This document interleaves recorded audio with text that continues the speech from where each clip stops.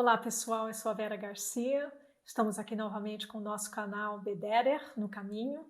É um prazer ter vocês com a gente. Eu gostaria hoje de falar sobre as porções que os judeus estão lendo no mundo inteiro essa semana, no Shabat, que vai ser agora no dia 8 de setembro.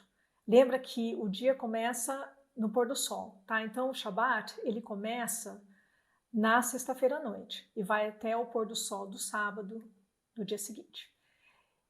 A Parashá é uma porção da Torá que os judeus leem toda semana e durante o ano todo são 54 parashiot ou porções. A porção dessa semana, na realidade, ela é dupla, vai ser a porção número 50 e 51. Por quê? Porque a gente não está no ano bissexto.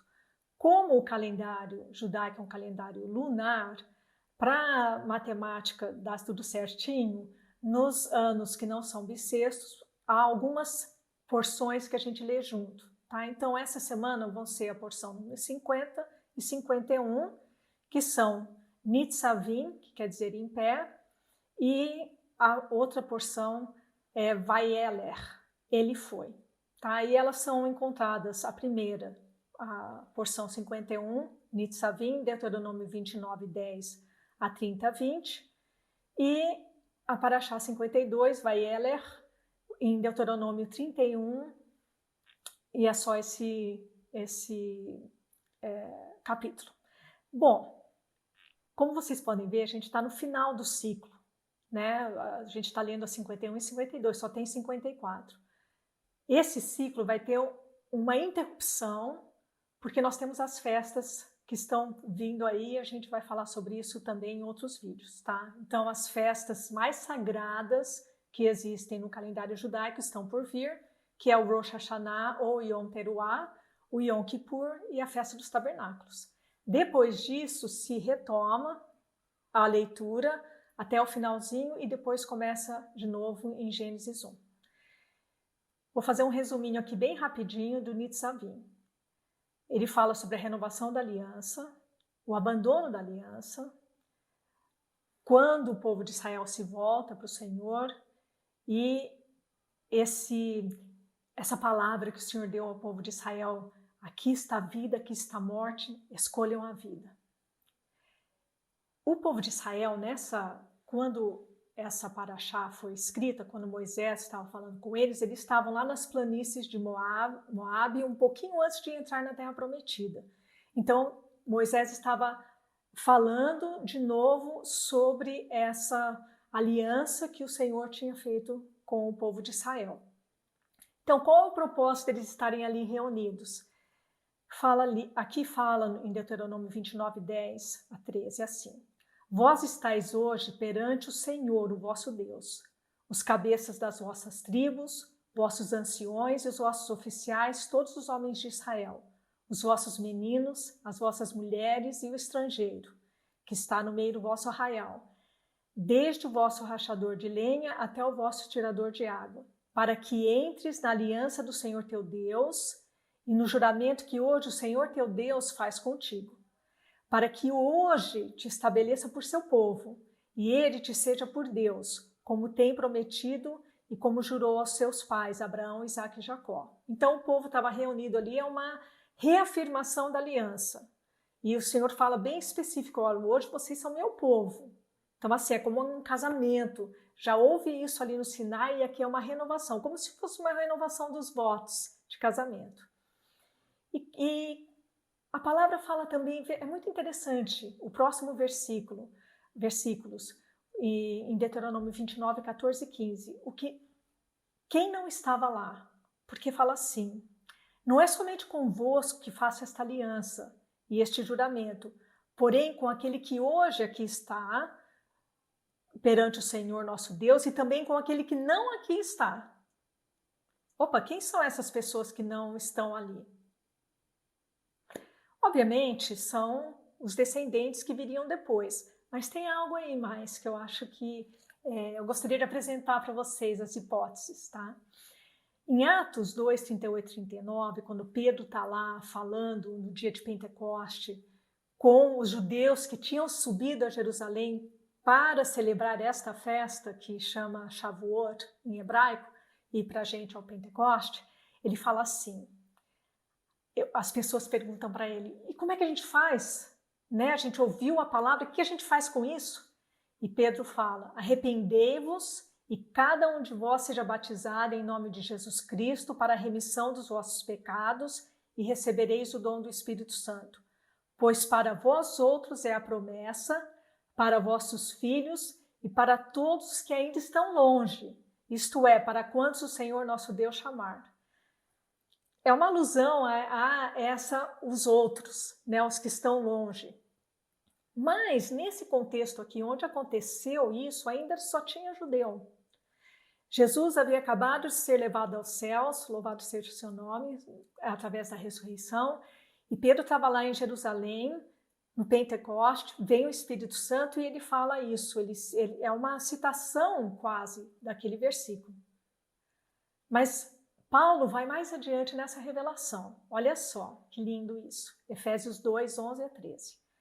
Portanto, lembrai-vos que outrora vós, gentios na carne, chamados incircuncisão por aqueles que se intitulam circuncisos, na carne, por mãos humanas, naquele tempo estáveis sem Cristo, separados da comunidade de Israel e estranhos às alianças da promessa, não tendo esperança e sem Deus no mundo. Mas agora, em Cristo Jesus, vós, gentios, nós, por vós aqui, né, que o Paulo estava falando, que antes estavais longe, fostes aproximados pelo sangue de Cristo. Olha que lindo isso, através do sangue de Cristo, nós fomos aproximados. Então esses longes, essas pessoas que estavam longe, agora, porque nós somos enxertados na oliveira de Israel, agora nós somos trazidos e nós podemos fazer parte da comunidade de Israel. Uau, que lindo isso. E não foi só Paulo que falou isso. Jesus também falou. Olha só, João 10,16, um versículo super conhecido. Ele fala assim, ainda tenho outras ovelhas, não deste aprisco. A mim me convém conduzi-las. Elas ouvirão a minha voz, então haverá um rebanho e um pastor. Aqui, quando Yeshua está falando, essas ovelhas não são deste aprisco, eu acredito, né? Vocês podem ver diferente, mas é uma opinião minha, que ele está falando de judeus e gentios aqui. Então, ainda tem outras ovelhas que não são deste aprisco de Israel, e me convém conduzi-las, louvado seja o nome do Senhor. Elas ouvirão a minha voz, então haverá um rebanho e um pastor. Uau! Mas vai mais ainda, ele falou mais uma vez sobre isso. Aliás, é uma oração que Jesus fez, que ainda não foi respondida. Depende de nós, para sermos resposta dessa oração de Jesus. Olha só, João 17, 20 e 21. Não rogo somente por estes, ele está falando ali sobre os discípulos, mas também por aqueles que vierem a crer em mim por intermédio da sua palavra, da palavra dos discípulos, a fim de que todos sejam um. E como és tu, ó Pai, em mim e eu em ti, também sejam eles em nós, para que o mundo creia que me enviaste. Então, essa aliança que o Senhor fez, ali renovou, ali em Deuteronômio, ele fala daqueles que estão longe.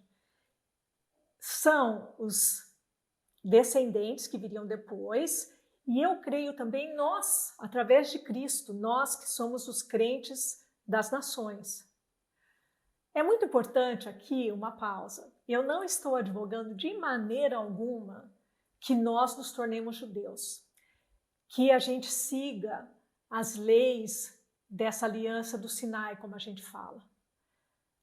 Ela foi dada para os judeus. Nós, que somos enxertados, nós das nações, nós crentes que não somos judeus, tá? Nós somos enxertados na oliveira de Israel e nós não somos obrigados, depois você lê lá em Atos 15, vai abrir bem a tua cabeça sobre isso, nós não somos obrigados a cumprir as leis de Moisés. Então, nós não precisamos nos tornarmos judeus. Não é isso que eu estou falando. Eu estou falando que nós somos enxertados na comunidade de Israel. Então, claro que a gente pode aprender sobre a Torá. É por isso que eu estou aqui ensinando para vocês hoje, ou compartilhando com vocês, que na realidade é um compartilhar, né? Para a gente pensar sobre isso, para a gente fazer parte disso, para a gente aprender, porque até mesmo lá em Atos 15, quando é decidido que os gentios não precisam se tornar judeus, eles lembram que Moisés era lido todo sábado na sinagoga, porque onde que os crentes das nações ali no comecinho iam, quando eles se convertiam? Eles iam na sinagoga para escutar as escrituras. E que escritura que existia naquela época? Era só o que a gente chama de Velho Testamento, ou os judeus chamam de Tanar, que é a Torá, os 5 primeiros livros, os escritos, que é que nem os Salmos, Eclesiastes e assim por diante, e os profetas. Tá? Aliás, a sequência é Tanar, é a Torá, os profetas e os escritos. Tá? Para vocês terem uma ideia, só para ficar bem claro, a gente não está falando de salvação aqui, a gente está falando de como seguir a vida depois da nossa salvação. O que significa, como Paulo diz, desenvolver a nossa salvação com temor e tremor. Fazer as boas obras, não que nos salvam, mas que Jesus preparou depois que a gente é salvo. É isso que a gente está falando aqui. É muito importante isso, tá bom? Agora um parênteses, porque eu não consigo não compartilhar isso. Aqui em Deuteronômio 29 tem um versículo super interessante, que tem várias interpretações diferentes. Eu vou trazer uma coisa que eu nunca tinha ouvido antes, e eu gosto de compartilhar essas coisas que são muito preciosas para mim. Então, aqui fala o versículo Deuteronômio 29. As coisas encobertas pertencem ao Senhor nosso Deus, porém as reveladas nos pertencem, a nós e aos nossos filhos para sempre, para que cumpramos todas as palavras desta lei. Quando eu não havia ainda sido exposta aos ensinamentos dos judeus messiânicos, que são os judeus que creem que Jesus é o Messias, esse versículo sempre era dito no sentido assim, que as coisas ocultas, os mistérios, as coisas místicas são de Deus, então nem pensa nisso, pessoal. Claro que o oculto em termos de o que é demoníaco, isso realmente não pertence a Deus e a ninguém, ele pertence ao inimigo, a gente não deve se envolver com essas coisas. Mas o versículo não tem a ver com essas coisas místicas, não tem nada a ver com isso. De acordo com um dos meus professores, que eu gosto de chamar, é um judeu messiânico chamado Yoel Berkowitz, e ele fala que essa palavra não tem nada a ver com esse misticismo e assim. No contexto, o que Deuteronômio está falando é muito importante isso. Tem um versículo um pouquinho acima que fala assim: ninguém que, ouvindo as palavras dessa maldição, se abençoe no seu íntimo, dizendo: terei paz, ainda que ande na perversidade do meu coração, para acrescentar a sede, a bebedice. Então, o que ele está falando aqui, a pessoa está fazendo umas coisas lá em segredo, e ela vai falar assim, eu posso continuar fazendo porque ninguém está vendo. O Yoel fala que esse versículo tem a ver com isso. O que as pessoas estão fazendo em segredo, Deus vai tomar conta disso. Tá? Então ele fala assim, o povo de Israel não seria responsável por aquilo que uma pessoa no meio deles estaria fazendo, lá um encantamento, uma magia negra, sei lá, que ninguém sabia. Isso não é de responsabilidade deles, é Deus. Por quê? Porque eles não sabem. Agora, se isso se era feito na frente de todo mundo, aí era a responsabilidade do povo. Tá? Por quê? Porque as coisas reveladas pertencem a nós, né? Fala a palavra aqui. E aos nossos filhos. Então, pertence a eles corrigir isso e confrontar isso, para que não permanecesse no acampamento, não permanecesse na sociedade. Tá? Eu achei super legal isso. E por isso que eu estou a compartilhar com vocês. Super fixe, como se diz aqui em Portugal. Fecha parênteses. Ok, vamos continuar. Olha só que interessante essa parte também. É linda essa parte de Deuteronômio 30. Aliás, Deuteronômio 30 é um capítulo que são para os nossos dias. Por quê? Olha o que fala aqui, do versículo 1 ao 3. Quando, pois, todas estas coisas vierem sobre ti, a bênção e a maldição que pus diante de ti, porque ali em Deuteronômio 28, Deus fala sobre as bênçãos e as maldições, tá?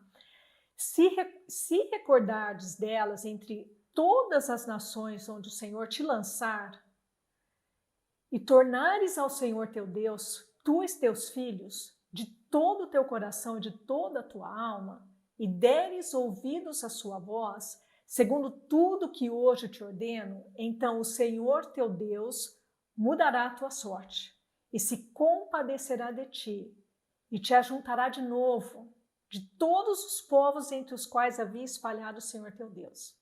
Olha que palavra incrível essa. Por que ela é incrível? Primeiro, porque o povo nem tinha entrado na Terra Prometida ainda. Pensa comigo, não tinha nem entrado na Terra Prometida. E Deus, conhecendo o coração do homem, já sabia que eles iam pecar.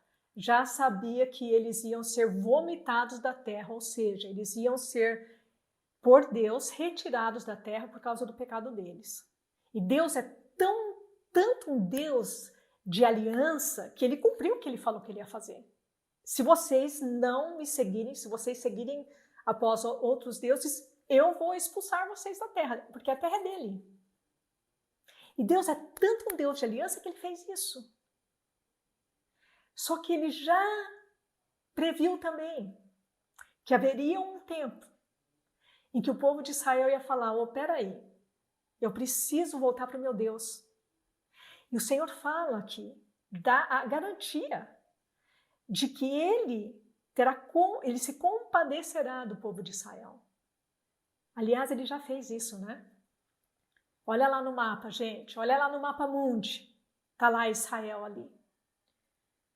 Nunca antes na história da humanidade, uma nação, um povo que ficou fora de sua terra por quase 2000 anos, voltou a ser povo novamente, com a mesma língua, com os mesmos costumes praticamente, né, passados de pais para filhos. Deus fez isso. Essa palavra, nós já somos testemunhas do cumprimento dela, diante dos nossos olhos, a nossa geração, a geração dos nossos pais. E o Senhor falou que ele os ajuntaria de onde quer que eles fossem espalhados, mas ele não parou aí. Olha só, Deuteronômio 36. O Senhor teu Deus circuncidará o teu coração e o coração de tua descendência, para amares o Senhor teu Deus de todo o coração, de toda a tua alma, para que vivas. Ó, essa palavra é super linda também, porque ele fala da circuncisão do coração. Isso é algo que Paulo fala lá no Novo Testamento. Então, não é um conceito que Paulo tirou do nada. Volta para cá, aqui está a raiz. Tá? Por isso que eu quero também compartilhar isso com vocês, para ver a ligação. Olha o que fala em Colossenses 2, 11 e 12. Nele, em Jesus, também fostes circuncidados. Lembra? Está falando para os crentes de Colossos, que era uma cidade gentia. Tá? Então, para a igreja que estava lá, havia gentios e judeus também. Nele também fostes vocês, né? Vós fostes circuncidados, não por intermédio de mão, mas no despojamento do corpo da carne, que é a circuncisão de Cristo, tendo sido sepultados juntamente com ele no batismo, no qual igualmente fostes ressuscitados mediante a fé no poder de Deus que o ressuscitou dentre os mortos. Então, esse conceito da circuncisão do coração, ele é para nós. Da onde que vem? Lá atrás.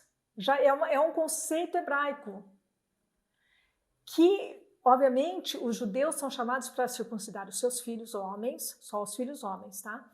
É uma aliança perpétua que Deus fez com o povo de Israel. Aliás, é o sinal da aliança. Nós, gentios, mais uma vez, nós, os crentes das nações, somos circuncidados no nosso coração, através de Cristo. Os homens que são das nações não precisam ser circuncidados para crer em Jesus. Deixando isso bem claro mais uma vez. Contudo, esse conceito da circuncisão, primeiro, obviamente, é um conceito que a gente aprende ali no Velho Testamento, e a circuncisão do coração também. E Deus fala que ele vai fazer isso com o povo de Israel, porque essa passagem aqui de Deuteronômio 30 está falando do povo de Israel, especificamente. Tá? Então, Deus vai cumprir essa palavra também nos judeus. E outra parte, agora eu vou mudar mais uma vez aqui, seguindo a Paraxá, olha só essa outra parte. É assim, é uma coisa mais linda que a outra. Olha o que Deus fala aqui.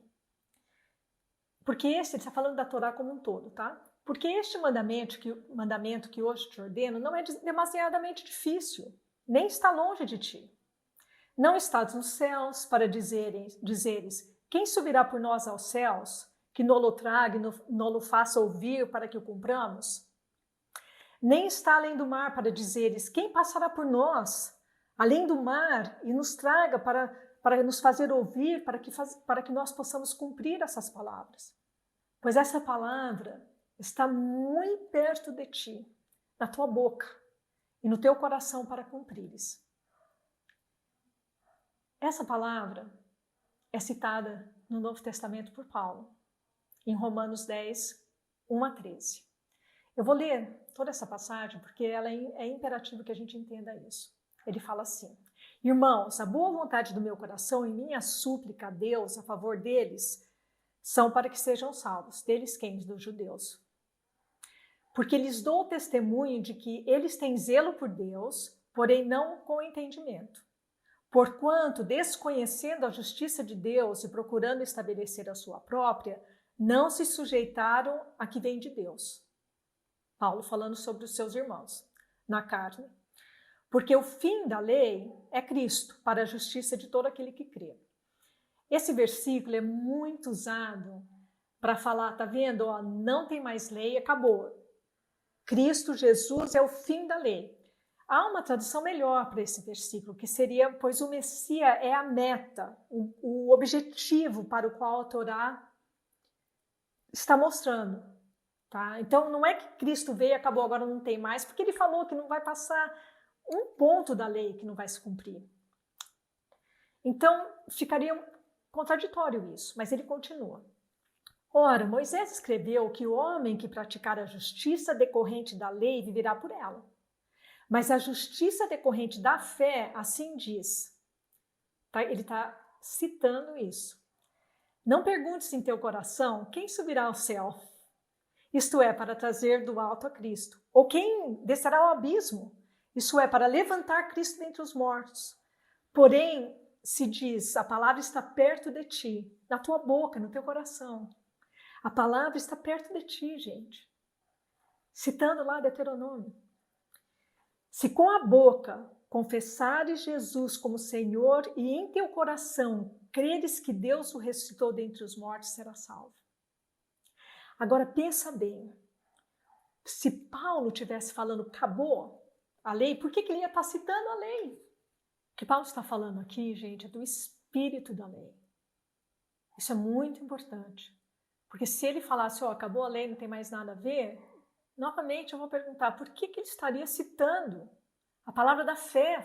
Até ele fala ali no versículo em Romanos 10, a palavra da fé, tá? Então está tudo interligado. Isso é o espírito da lei. Então, novamente, não é que a gente é salvo fazer todas as coisas da Torá, não. Ela nos mostra como viver em sociedade, como viver um com o outro, como fazer as boas obras para as quais nós somos chamados a fazer depois da nossa salvação. Continuando, no finalzinho, o Senhor fala, Deuteronômio 30, 19 e 20. Os céus e a terra tomo hoje por testemunhas contra ti, que te propus a vida e a morte, a bênção e a maldição. Escolhe, pois, a vida, para que vivas, tu e a tua descendência, amando o Senhor teu Deus, dando ouvido à sua voz e apegando-se a ele. Esse termo é tipo assim, colando, tá lá coladinho com ele. Pois disto depende a tua vida e a tua longevidade. para que habites na terra que o Senhor, sob juramento, prometeu dar a teus pais, Abraão, Isaque e Jacó. Isso é o livre-arbítrio. De acordo com os rabinos, isso aqui é o livre-arbítrio. Tem dois caminhos. A gente tem a liberdade de escolher entre esses dois caminhos. O da vida e o da morte. É assim o pensamento hebraico.